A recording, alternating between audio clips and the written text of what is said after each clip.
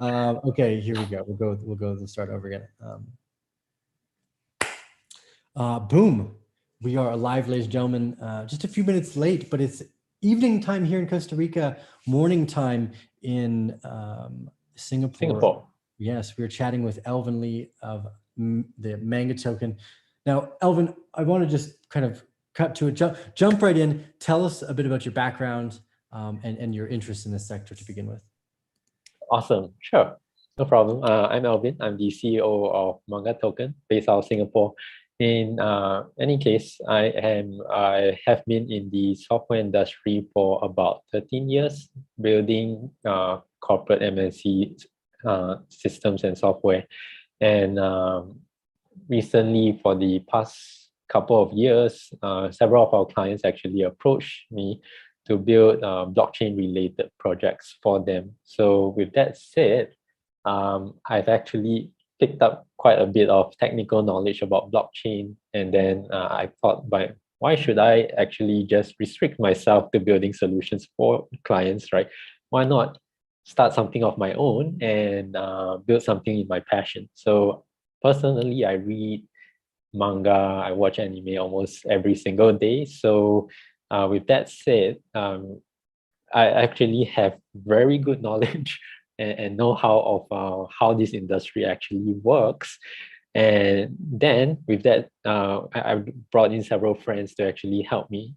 They are from the industry and they have like years of knowledge in the industry. So we came together and started building this project called Manga Tokens.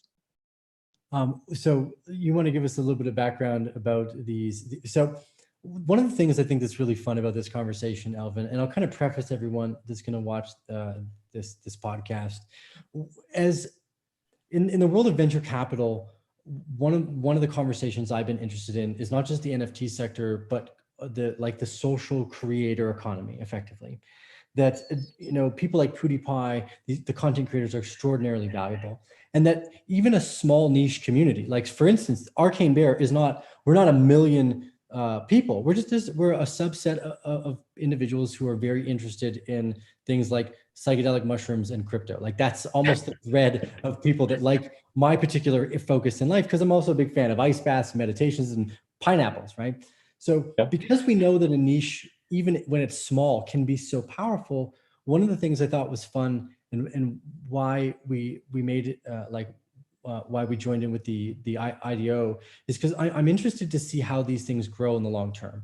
And anyone that's on this channel knows that we're huge proponents of just making small investments and kind of testing out the market and really learning how things go by putting your thesis on the line. And our thesis here, Elvin, is that, look, I don't know what the manga art space is entirely. So I think what I would like to do then is get you to maybe show us the depth of that, because this is, we never thought, hey, this is going to be a multi-billion-dollar company. The manga industry isn't even that big. But my interest in let's say the bet here is that a niche community focused on a particular art and a group of artists could actually rally around something, and where you would see refined NFT marketplaces for just one particular group of artists or something. So that's kind of the bet here. And I wanted to preface that with everyone too, just to understand when we go out and I look at how we want to do something, every idea is different, and we're testing like a process of pattern recognition and can we get the thesis right. So Elvin, before we go and tell us some about the history, can you tell us a little bit about the manga art niche and some of the artists that are out there and how long the art form has kind of been, like the artists have been around? Sure, of course. So very simply, manga is basically Japanese comics, right, in a more simplistic manner. So this industry, I would say, has been around since like the 1940s, or in fact somewhat earlier. But with that said, interestingly enough, the industry only propelled internationally sometime in the 80s, right? And what we saw in the space at that point in time was manga like Astro Boy, right? Then some popular manga artists of our time started coming about in this space. So people like Koseki Kojima started to enter the industry and then somewhat became a legend of the industry.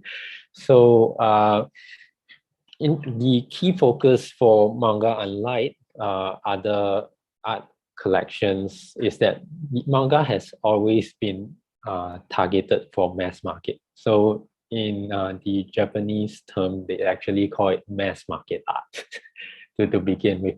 Of course, you're not looking at art pieces like Leonardo da Vinci, where they sell like millions or even billions of dollars for one single piece. You're looking at mass market content that can be sold for maybe several cents to thousands or millions of people in Japan or even internationally.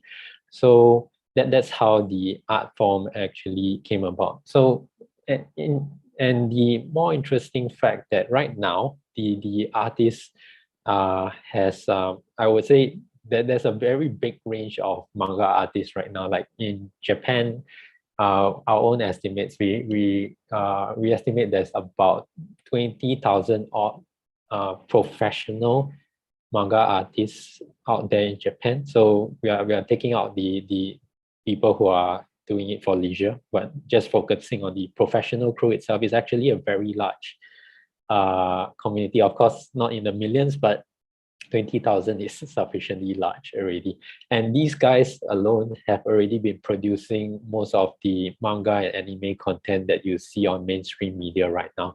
So it's really a lot of content out there, and everyone can actually enjoy it. So back to the manga tokens, right? Why we actually thought of doing this project in the first place is that we realized that the range of manga artists is very wide. You have professionals, you have even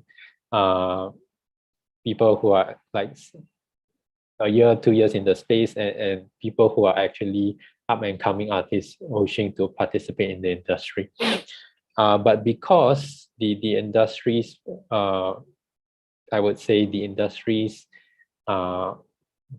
pool is actually very large, and so it actually causes this problem where, hey, when someone wishes to publish something new, there's lack of support, and then they eventually give up publishing the manga. But actually, there are many fans out there that's interested in that manga. So what we hope to do is to create this token where we can support all manga artists out there, right? Help them keep the lights on so that they can produce good content for everyone in the world to enjoy. So that's where we are coming from. So can you tell us, maybe this would be a time to show us some of the art as well. The last time we spoke, you talked about one of the older artists whose work was out in a museum. Tell us about how you are accessing the community here, and you have ownership rights to some of these original pieces of content as well via partnerships? Okay. So before I share with you my screen, I'll just answer the question first. So for us, we have actually right now we have one of the one of the more famous artists, the Godzilla's art illustrator on board on platform, as well as many other artists as well. How we are actually reaching out to them is that we are working through our business partner and then also equity owner, Sozo Comics. They have been in the industry for a few years already, and they're in the business of actually exporting manga out of Japan to America and even to China as well. So with that said, our business are actually aligned with each other. So it made it very easy for me to go to them saying that, hey, I'm looking for artists who are trying to export their work to the rest of the world. Can you help me find them? And so easily they can pop up the list of like 20,000 artists like at the snap of their fingers. So that's how it came about. So with that list, we actually go and talk to we try to talk to every single manga artists out there that actually respond to us, and that's how we got our initial base of about 60 artists to begin with. 60 out of 20,000 is still small, but we are slowly getting there. The numbers is actually increasing by the day. And maybe it'll be fun, I would say, for me to share with you my screen to show you what this art is all about. Yeah, you have a screen share capabilities. Again, the thesis here is really something like why I would also invest in myself, is that the community doesn't have to be extraordinarily big necessarily for you to get interesting results in the growth of like a little social collaboration, especially with the idea of artists, right? We've seen NFTs used for like, hey, the purchaser of this NFT will actually initiate like a new book writing where you can see direct conversations between the community artist and the work that's being created. I think that there's a real use case, especially in these niche product areas. This is one of the reasons why, like, I normally never would have thought about video games or soccer NFTs at all, but I'm just trying to be flexible with how I think as a niche person myself, right? So take us over what we're looking at here. Of course. So what you're actually seeing right now is by Yuji Kaida. This is called the Sword of God art.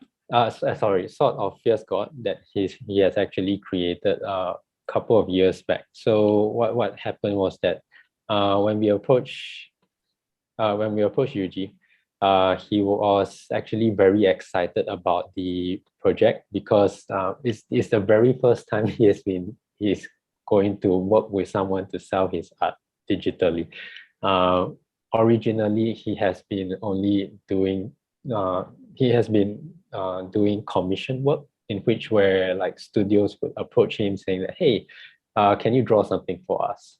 And that's his only source of income. And with us coming into the picture, it actually made him very excited because that is a new I would say new business line for him, but it's also a new way to let consumers appreciate his art and push out his art faster. So Yuji Kaida, I don't think you can see the text very clearly over here. Yeah, you can? Okay. So he is Godzilla's original illustrator, right? He has been around in the 60s somewhat. He's in his 70s. Yeah. And 60 plus 70s. Anyway, so he is actually rather famous. You have probably seen most of his works like Godzilla posters for movies, or sometimes even his illustrated work for the covers for some of the Godzilla's manga comic. So he's not only just drawing Godzilla, of course, he's known as the monster artist. With that said, many people actually approach, right? Many game studios, movies actually approach him to draw monster art. So that's how professional he is. I mean, if you actually look at his past work, he has also covered several other titles as well, like Macross, Gundam, Part Labor, right? Tommy Zoids. so never heard of. Well, that's why it's a niche, right? Well, I'll make a side comment here because I know that the fans of the Arcane Bear are going to enjoy this part. Have you ever heard of the band Tool by any chance, Alvin? Not so familiar with it. No. Right. So but I want to give you a story here just as a kind of a side point for why I think stuff like this is interesting. Some things just have really deep cult, long-lasting followings. Tool is a band that I've liked since I was quite young. They're an amazing band, and they didn't write an album for like 13 or 14 years. And then when they wrote an album, they like flew to #1 just because they have such a strong support base. And it's surprised like all these people that like Taylor Swift, like, oh my God, what's going on?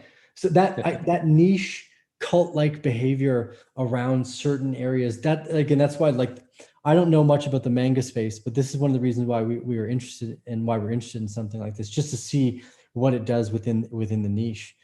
So you could mention a lot of really famous, obviously I think I recognize Godzilla, clearly. I think everyone will recognize Godzilla. So how much of this is like a cultural niche itself? I know like our CEO Daniel shared with me that like there's a book called Cub and Wolf or Wolf and Cub that were like inspirations to some of Wu-Tang Clan's. I like how what they're doing. So we know that there's cultural influence here, but in Japan, and how big is the art there in comparison? Like, you know, a lot of the listeners to the Arcane Bear family probably have never been to Japan. You could mention really famous things inside of the niche that we would never recognize. No, I totally agree. I mean, like, Godzilla is so by far one of the most famous titles internationally. Hence, it's easy to recognize. But of course, there are quite a number of titles as well that probably are not as famous overseas, but are actually famous within Japan. So in Japan itself, uh, maybe let's just go back to the sort of Pierce God, right? So Macross is a something that has been around for many years, right? Primarily, it's more like a robot fight kind of anime, where basically I would say humans participate in intergalactic war. And so, but from time to time, there will be like huge, gigantic monsters the size of planets appearing out of nowhere, and then they have to like fight against it with an entire battalion of humans and robots. So that's something that is actually has a lot of history in Japan for about more than 20 odd years already. Similarly for Gundam, it's also a robot based anime, and of course there's manga as well. And I would say there is also a fair like fan base outside of Japan interested in Gundam, because there are also a huge bunch of games developed around it. There's also plastic models that are extremely popular. So you might see robotic plastic models sold in the shopping center or at the mall. And most of them actually bear the name of Gundam that you are looking at right here. So yeah, these works are actually known and has been around. Like Gundam is even longer. It's probably more than like 40 years already around in the market. So it has a relatively long history. Awesome. So what are the next steps? How's everything been going in terms of the growth in the community, active wallets connecting, and you know, a big part of this is the community growth, like social engagement, etc. How's the kind of growth conversation been going since you guys launched? Okay, so since our launch, I would say our number of holders of Manga Token has grown from like a measly 20 people to about 1,600 people, and then we are slowly increasing. But with the launch of our newer version of the marketplace coming up by the end of the month, I will foresee that it will multiply several folds. How we are actually going about working with the community right now, if you actually check out our Telegram group, we have about 20 odd K, but because our key focus is more of building the product, so and so we haven't really been updating the community that much, but slowly we are slowly getting there. As we get our new version of the marketplace running by the end of the month, we will slowly try to promote every single manga artist who is onboarding our platform into the group to share with you like who this person is, what he does, what titles has he been working on, and what are the manga NFTs he has created on our platform, and where can you actually find them. So with that said, I foresee that the manga artist will also help us to promote his or her works in social media, like through his personal social media, and then we foresee that newer users will actually then come into our platform from there. But of course, that the manga space or the manga fan and the entirety is not made up of people who are very familiar with crypto. I would say probably like less than 5% of the manga fan base out there knows how to use cryptocurrency. So we are also then slowly introducing new features such as the custodian wallet, in which allows non-crypto users to use credit card to essentially purchase manga NFTs from our platform. So that's how we intend to make it easier for fans who are not in the crypto space to participate. Awesome. So there's a new update coming out soon? Yep. So interestingly enough, we are working on several things. So perhaps through this conversation here or through this live YouTube, I'd like to show you several things. So one, we are ready to publish our new website today. So basically, what we are showing in our new website will be our intro video, intro YouTube video to explain what Manga Token is to the community. And also the image on the left is a extremely nice NFT frame that we are actually working on right now. I will show you the actual item in my hand in a couple of moments after we finish with the screen share. The other thing that we would like to share to the community about the project is the details of how the platform actually works. So we have been getting a lot of questions from the community asking, hey, what is Manga Token? What does it do? What is it used for? Although we have the white paper available online for everyone to read, we are still getting questions as such. So I thought that a pictorial summary of what we actually do would simplify and explain to make it easy for everyone to understand what this project is all about, and at the same time share with the users what the business model is, and of course the other questions that they wish to find out, like token distribution, how long the vesting of different people, how long the vesting of different groups are, as such. And also, of course, the roadmap, like everyone's excited about what's going to happen next, right? So we do have products that are up and coming that we wish to share. So we are actually developing a manga reader, which is going to be published internationally for free for people to read manga content coming out of Japan, and to make manga accessible or readable. Of course, it needs to be in the language that you are proficient at.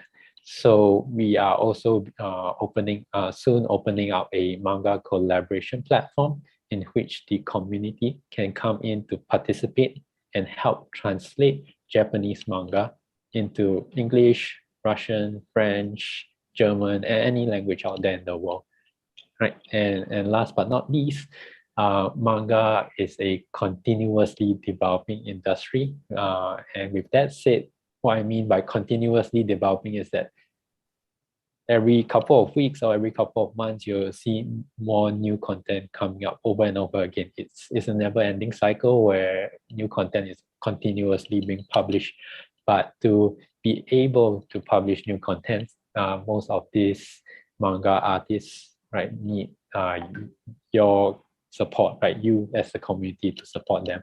So with that said, we are coming out with a project starter platform. I would say very similar to an IDO platform in which we can crowdsource funds to help the manga works financially and let them make good content for everyone to enjoy. Right. So those are the products. So yeah, you know, this someone brought up an interesting question in the background. Something that's just an interesting side thought too, is that let's say I was an artist, I wrote books, You're like, okay, well, I've got a book I'm kind of working on already. I want to finish it. Takes extra amount of work for publishing stuff like this. Well, tell you what, I'm going to sell like 25 copies of it, turn the book into single like NFTs. Each of these people get like an individual copy of the book. I really think that the NFT sector is going to open up ways for communities to collaborate with artists and content creators. That, you know, that's one of the parts we're fascinated about, these social content creator space in general, and how those communities rally around. So it'll be interesting. Mhm. How that looks, it's really almost about the artist. What type of communication levels are there for, I mean, with all this stuff about the artists? um I guess we can skip that. We got, you know, there's no, let's keep going with where you were, if you jump back there. Okay, I mean, no problem. I mean, right now, I actually thinking of just showing you what we are doing right now in the NFT space. So NFTs right now, as you see it, most of the time it revolves around artwork. So but the manga industry is actually like much deeper than that. We do not only produce artwork, of course. Essentially, we'll then be producing mangas. We'll be producing content for people to read, enjoy, and some of it will also come in the form of like video content. Like you might see videos where the manga artist says, "Hey, thanks for supporting me," right? And they actually sell that in the form of an NFT. So there's many things, many types of, I would say, NFTs out there that the manga industry can offer. So what I'd like to show you right now is actually the frame that we have been doing some form. I'm not sure if you can see that clearly. I see, it's like a little iPad. Yep, it's like a little iPad encased in acrylic. So we are in the process of actually designing this right now. So this is just a sample that I got from our manufacturer. Nice. Right. So it's a digital frame in which would encapsulate your NFT if you are the very first buyer of a specific NFT, right? So the frame right now, it looks nice, grand, but I think there's still a lot of improvements needed. So once we are ready, I think we will be releasing this sometime in late October or maybe November, where the quality is like much higher by then. Yeah, niche marketplaces. That's definitely Yep. what I'm getting from this. Well, super cool. What is there anything else you think you should take us over in terms of the kind of the next steps? Hmm. Well, I think the next steps actually, I foresee that there are two key things that would actually change the way that the manga marketplace, our manga NFT marketplace would work. First and foremost, one thing that I realized is that in many projects out there, there's lack of a face or lack of a what you call it, lack of okay, so lack for a better word, a face or a person to actually front the entire project, telling you about updates, telling you about what's going on, right? So as the CEO, yes, I am usually that face for the company, but as you know, my face is not manga-ish. I'm not a character, and the manga industry demands a like manga character as opposed to a real physical human. So we are actually working on a VTuber right now, a VTuber character. And what essentially she's going to do is to then on a weekly and every fortnight basis, update the community and tell people about what the manga industry is all about, what's happening, what's trending right now, and what's interesting in the manga NFT space that people can actually look out for. And so that's where we are heading as next steps. And then in the upcoming I would say weeks, as we release our auction feature on the marketplace platform and ensuring that all the NFTs on our platform are being sold in Manga tokens, it would then introduce more use cases for Manga tokens, resulting in more holders. Yeah, that's what I actually foresee. Awesome. Well, Alvin, it's been great to chat tonight. Thanks for catching us up on everything. Again, like I said, I wanted to preface this with, everyone in the Bear family is kind of used to our simple mantra here, which is, in any good idea, as long as you know the potential and the downside, it's really easy to play. And again, where I think what I'm interested here, why I like ideas like this, is because Tool's not the world's biggest band necessarily, right? What made them so powerful is they're very niche, very well focused.